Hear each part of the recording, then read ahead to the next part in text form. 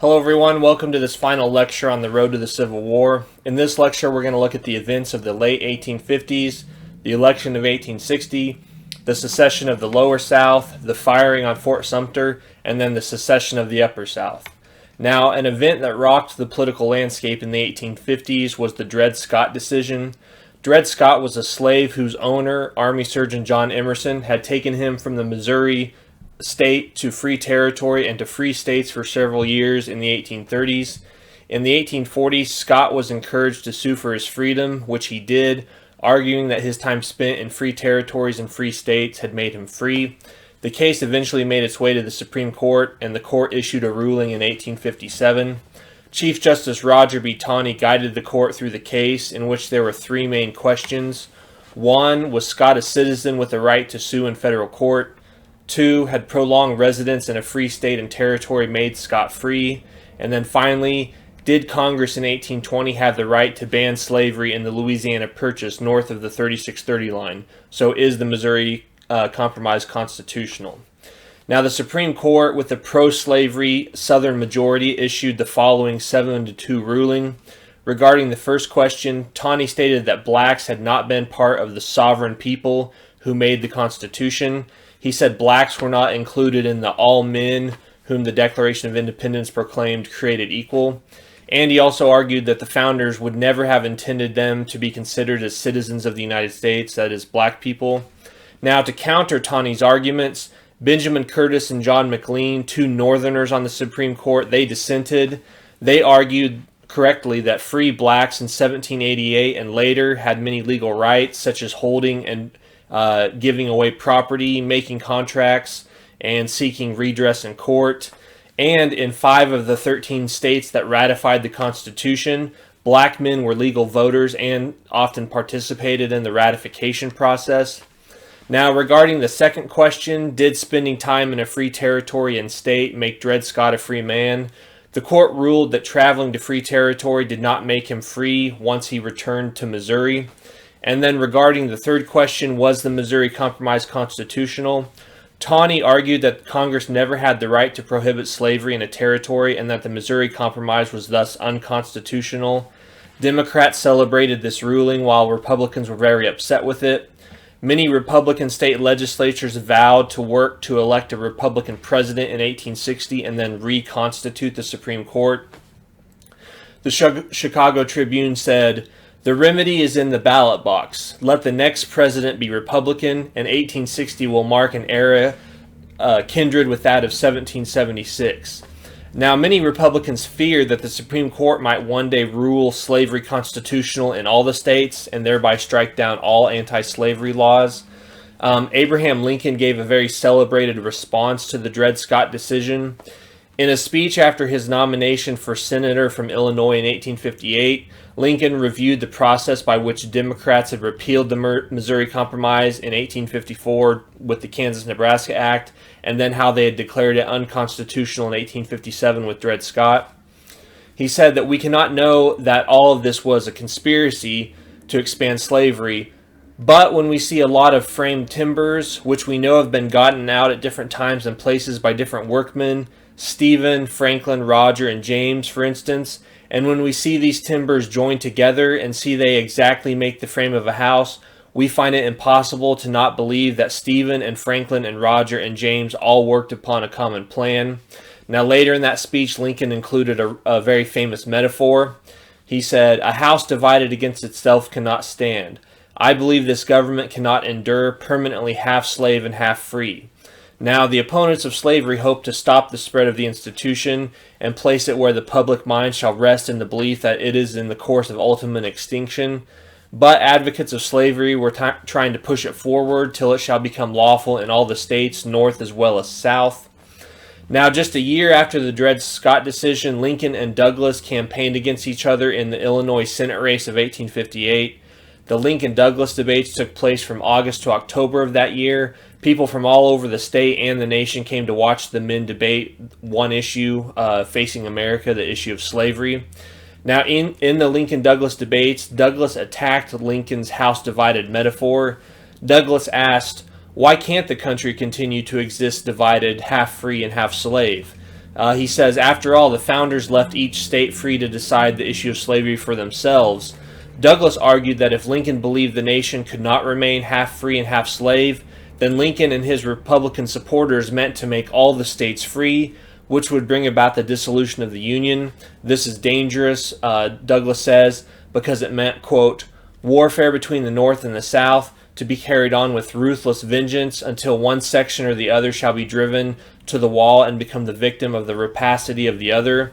Douglas also said, I would not endanger the perpetuity of this Union. I would not blot out our great inalienable rights of white men for all the Negroes that ever existed. Douglas also attacked Lincoln for believing that the signers of the Declaration of Independence meant to include blacks when they said all men were created equal.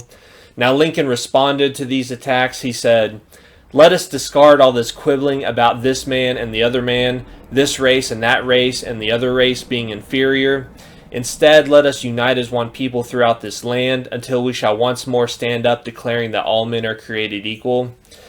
He also said, whether or not the black man is equal to the white man in mental or moral endowment, in the right to eat the bread without leave of anybody else, which his own hands earns, he is my equal and the equal of Judge Douglas and the equal of every living man. So Lincoln might not be in favor of social equality, but he does argue kind of for political and economic equality. Lincoln also said that the true issue was the morality and the future of slavery. That is the issue which will continue in this country when these poor tongues of Judge Douglas and myself shall be silent.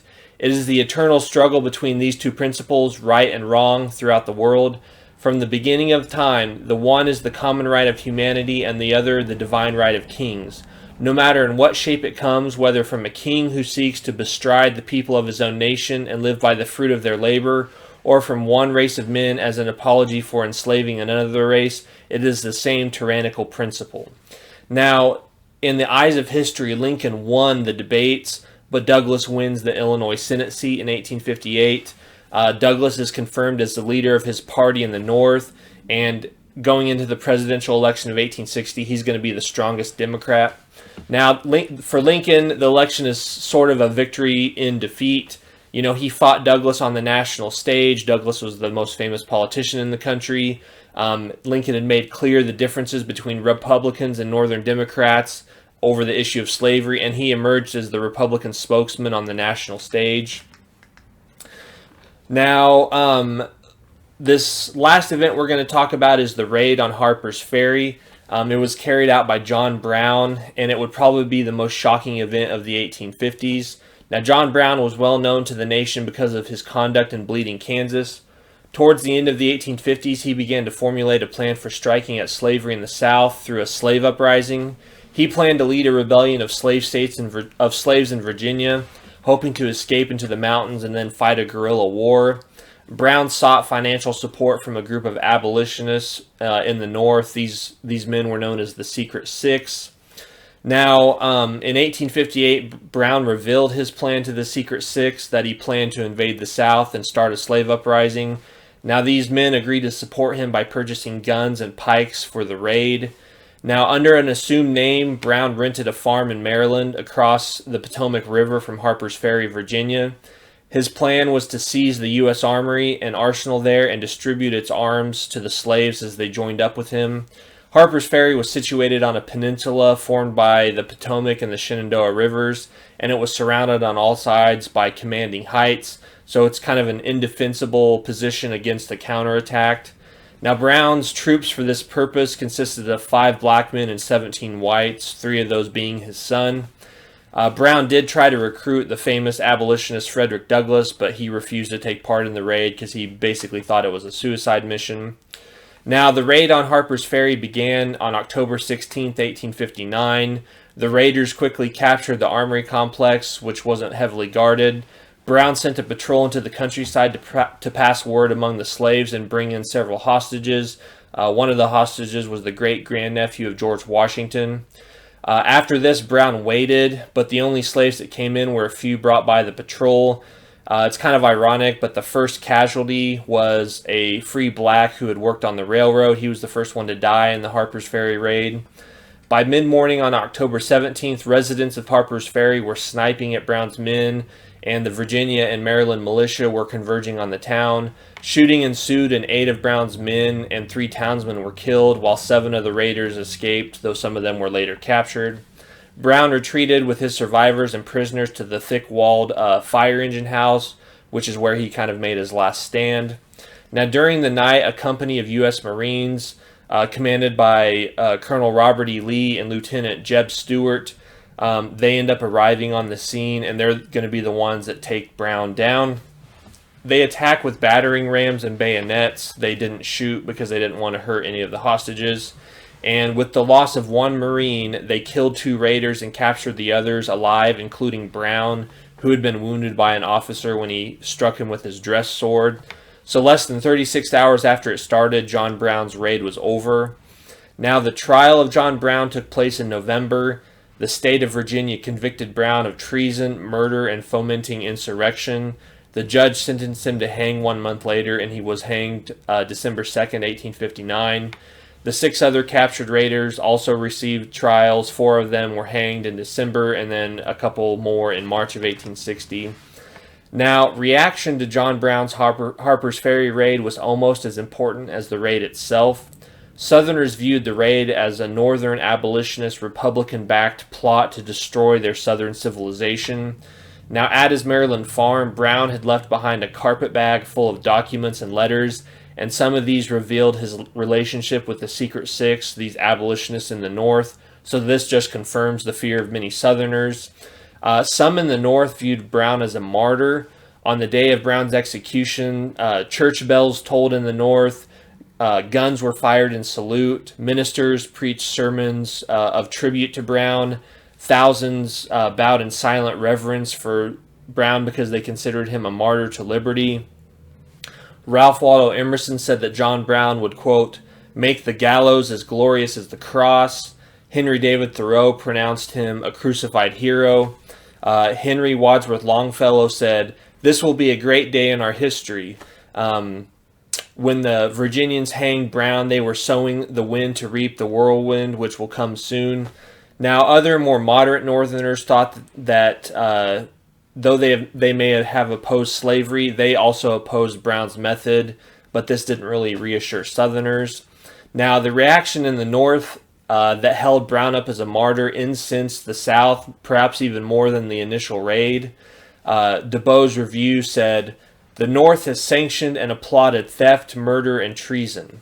A Baltimore newspaper said, could the South afford to live under a government the majority of whose subjects or citizens regard John Brown as a martyr and a Christian hero? It had wrought almost a complete revolution in the sentiments of the oldest and steadiest conservatives. Thousands of men who a month ago scoffed at the idea of a dissolution of the Union now hold the opinion that its days are numbered. So the Harpers Ferry raid and the reaction in the North pushes many Southerners to favor disunion when they hadn't necessarily supported it before. On the Senate floor, Robert Toombs warned that the South would never live under a black Republican government. Defend yourselves, he said. The enemy is at your door. Wait not to meet him at your hearthstone. Meet him at the doorsill and drive him from the Temple of Liberty, or pull down its pillars and involve him in a common ruin. So this is the atmosphere when the election of 1860 took place. Now, there's actually going to be 4 candidates that run for president in 1860. The Democrats met first in Charleston in April 1860. Charleston was a very radical, pro-fire eater city. It's not a very good place to have a moderate convention. Now, Stephen A. Douglas was the nation's most prominent Democrat, but Southerners opposed him because of his stance on the Lecompton Constitution and his Freeport Doctrine.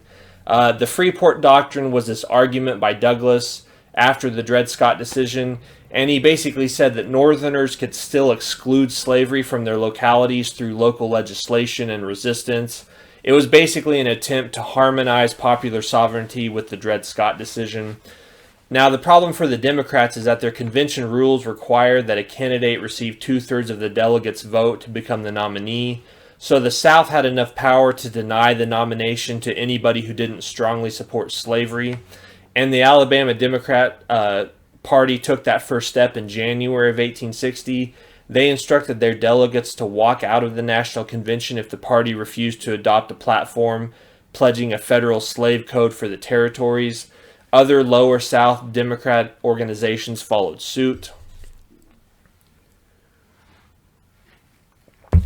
As a result, the Democrats split over a slavery plank in their party platform. Southerners wanted an absolute guarantee of slavery, while Northerners endorsed popular sovereignty. Douglas's men pushed through the popular sovereignty plank, and then 50 delegates from the Lower South walked out. Douglas could not muster the two-thirds majority required for a nomination, and the convention couldn't agree on anyone else. They voted over 57 times. So the delegates adjourned and agreed to try again in 6 weeks in Baltimore. But the Baltimore convention was also a mess. Most of the delegates from the Upper South and a handful of pro-slavery Northerners also walked out of this convention.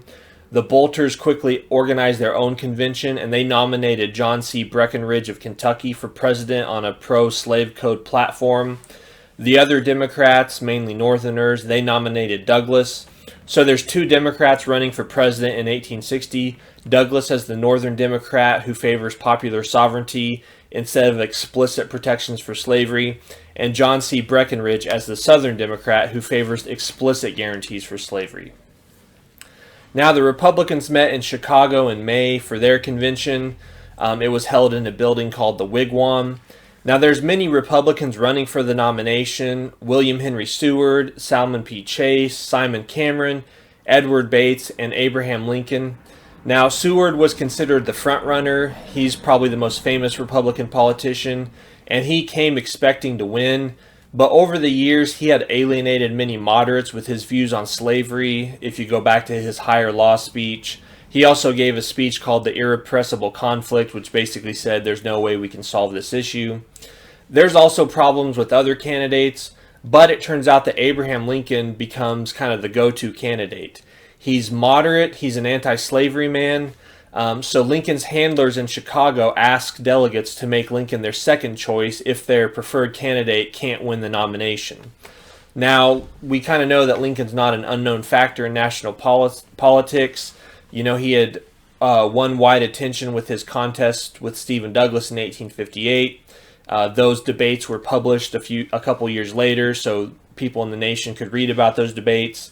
In 1859, Lincoln had given speeches in Midwestern states, and then in February of 1860, he addressed a large audience in New York's Cooper Institute, and then he traveled to New England where he gave almost a dozen speeches. So Lincoln is known nationally.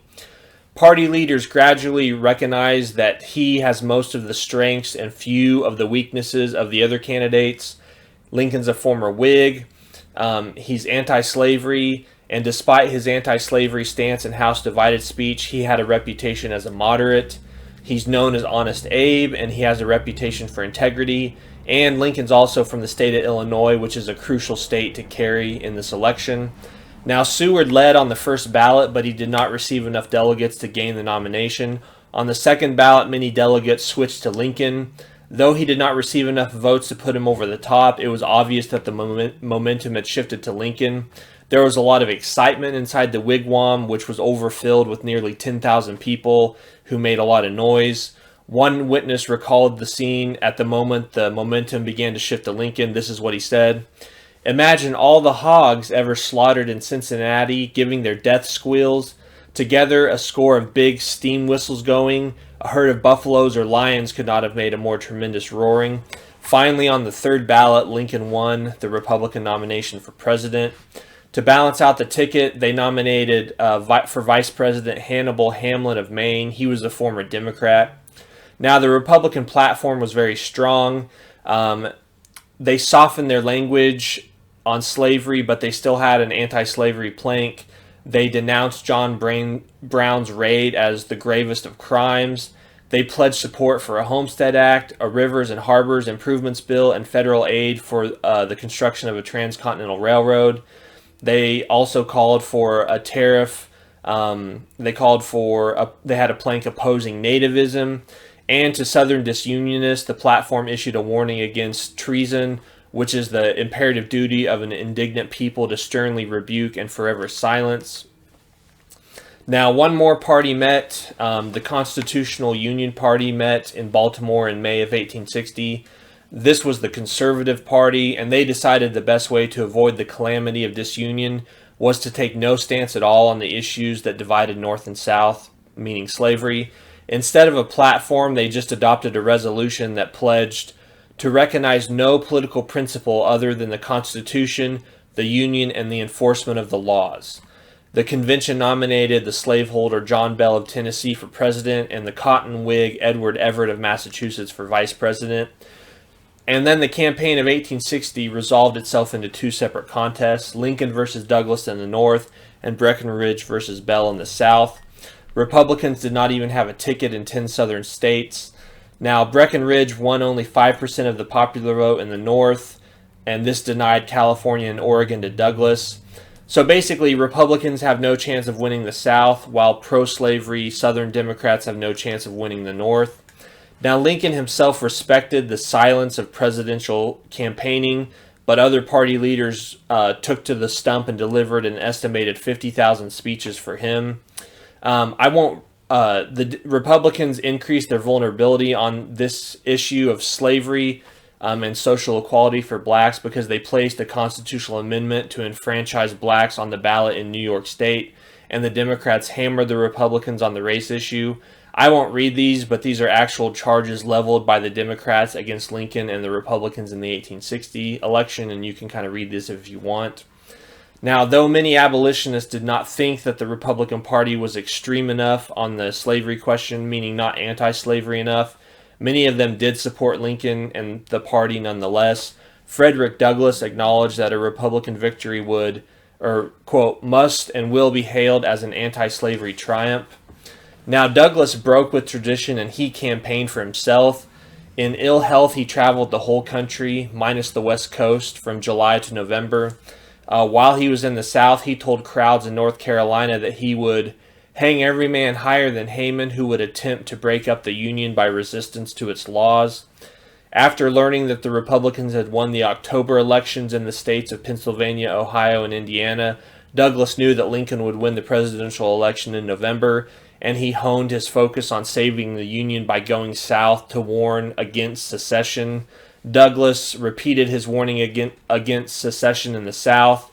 He said that the whole North would rise up to prevent it.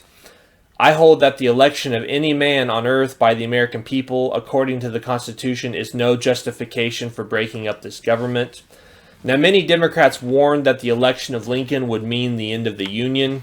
A John Bell supporter said, "The election of Lincoln is sufficient cause for secession."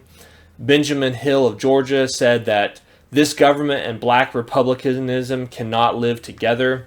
Now, Republicans refused to take these warnings to heart. If you remember, in 1856, Democrats had issued similar threats if John C. Fremont won the election. They threatened to secede. Republicans believed this was just the same thing happening again.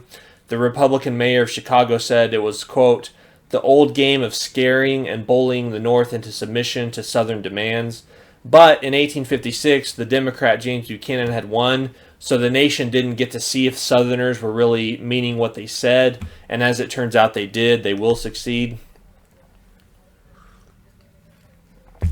Now, there were calls for Lincoln to issue a statement to reassure the South in the event that he did win, but he rejected this idea. What is it that I could say that would quiet alarm? Is it that no interference by the government with slaves of slavery within the states is intended? I have said this so often already that a repetition of it is but mockery, bearing an appearance of weakness. Now, in the end, Lincoln does win. He wins 180 electoral votes and 39% of the popular vote, so he is the minority president.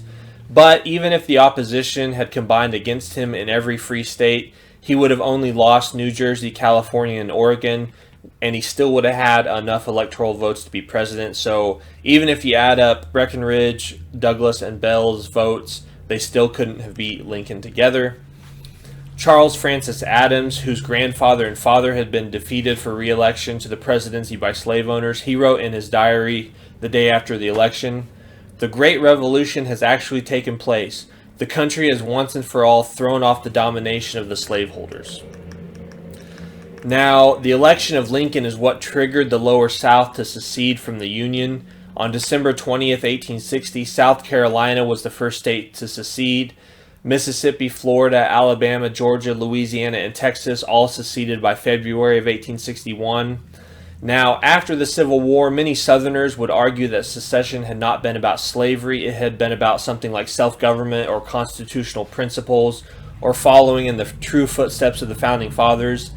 But though slavery wasn't the only cause of the Civil War, it was the main cause, and without it, the Civil War wouldn't have happened, or it would have happened in a much different way. But it's also important to remember that not every Southerner fought to defend slavery, and not every Northerner fought to end it. The truth is much more complex than that. Now, from February to March 1861, delegates from the seceding states met in Montgomery, Alabama to form the Confederate States of America. They wrote a constitution that was almost identical to the United States Constitution, one of its main exceptions being that the Confederate Constitution explicitly protected slavery. It also forbade protective tariffs and federally sponsored internal improvements. It took out the general welfare clause of the U.S. Constitution. It limited the president to a single 6-year term. And in a twist of irony, the Confederate Constitution also forbade the states that seceded from the United States from seceding from the Confederate States. The Montgomery Convention elected Jefferson Davis as provisional president and Alexander Stephens as vice president. The Confederate States of America also called for an army of 100,000 men to be raised. The seceding states individually also seized federal forts, installations, ships, and arsenals, and state militias started to drill during the winter of 1860-61 in the event that war did break out. Now, there was some division in the South about secession. Not everybody wanted to secede, as you can see from this map. In fact, during the war, there would be pockets of pro-unionism in parts of the Confederacy. Some Southerners even warned that secession would invoke a war that would destroy slavery. Now, many Southerners, though not all of them, did not think the Republicans in the North would stop disunion. An Atlanta newspaper wrote in January 1861, "So far as Civil War is concerned, we have no fears of that in Atlanta." Senator James Chestnut of South Carolina, he offered to drink all the blood shed as a consequence of secession. And there was this common saying in the South during the secession winter that a lady's thimble would hold all the blood shed in the Civil War, meaning there won't really be a Civil War. Now, both President Buchanan and President-elect Lincoln would have to deal with the seceding states. Buchanan would still be president until March 4th. Now, Buchanan did not support or accept secession as constitutional. He did not believe the framers intended for the Union to be dissolved. If secession was legitimate, he warned the Union would become, quote, a rope of sand, and our 33 states may resolve themselves into as many petty, jarring, and hostile republics. But President Buchanan also said that he would not oppose secession with force. This led William Seward to mock Buchanan by saying, "No state has the right to secede unless it wishes to. It is the president's duty to enforce the laws unless somebody opposes him." Now, even if Buchanan had intended to coerce the South, the sources of the federal government were inadequate to the crisis. Most of the 16,000-man army was scattered over 2,000 miles of frontier, while most of the Navy ships were patrolling distant waters or were up for repair. Actually, the strongest armed forces during the winter of 1860-61 were the state militias of the seceding states. Instead of coercion, Buchanan called on the North to stop criticizing slavery, to repeal their personal liberty laws, to obey the fugitive slave law, to amend the Constitution to protect slavery, and to acquiesce in the acquiring of Cuba as a future slave state. There's many attempts at compromise made during the secession winter of 1860-61. Many supported Buchanan's call for a constitutional amendment to protect slavery and for the North to repeal their personal liberty laws and obey the fugitive slave law. Some called for extending the Missouri Compromise line to the Pacific. Some called for acquiring Cuba or another territory in order to create future slave states. Some called for other guarantees to the South in slavery. But the problem with all of these compromise proposals is that they require the Republicans, who had just won the election, to make all the concessions.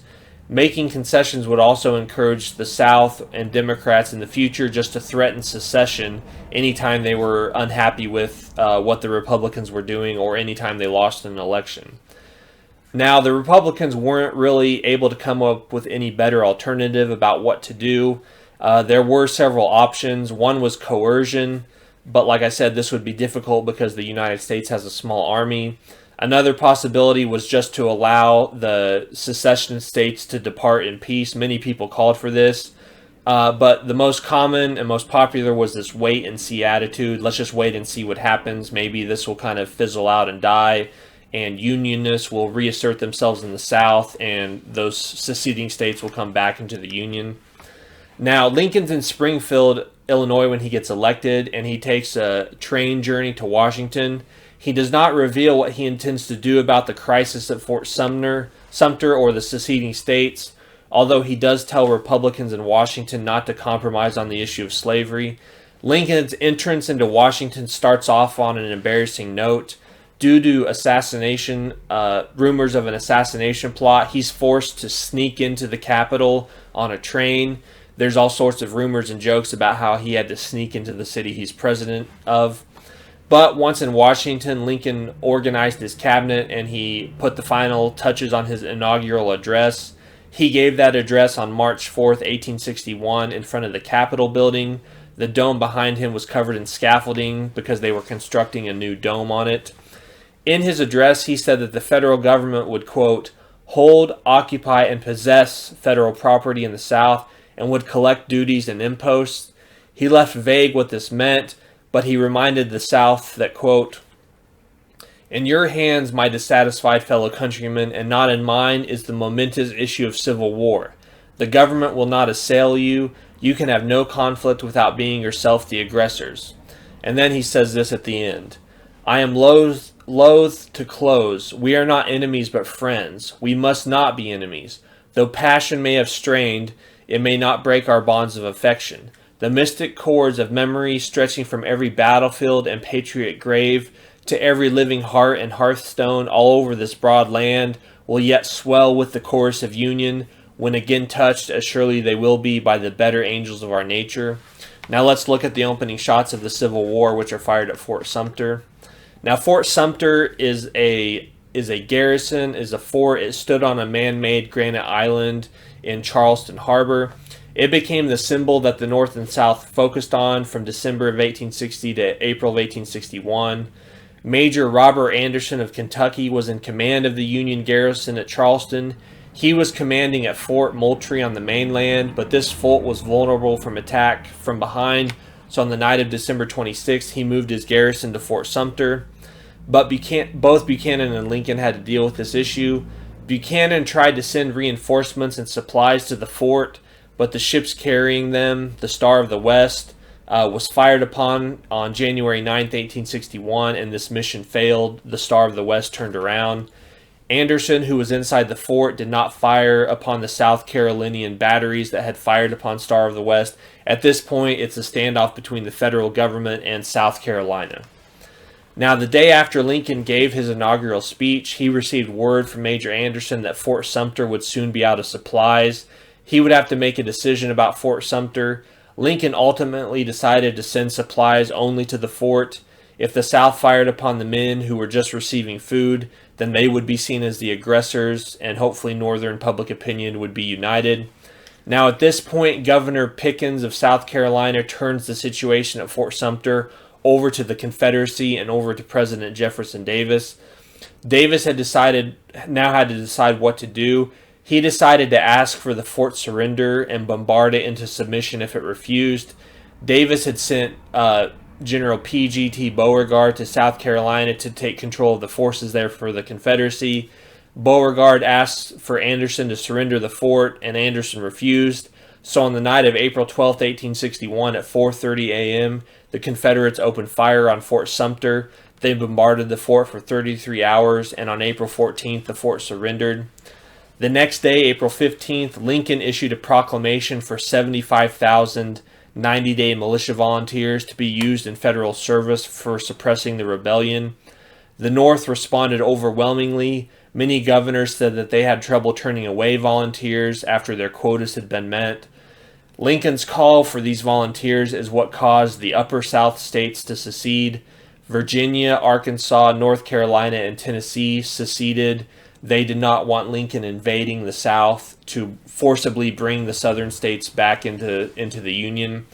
Now, there's also 4 slave states that choose not to secede: Delaware, Maryland, Kentucky, and Missouri. Those are called the border states. So that's how the Civil War starts, and next time we'll actually get into the fighting of the Civil War.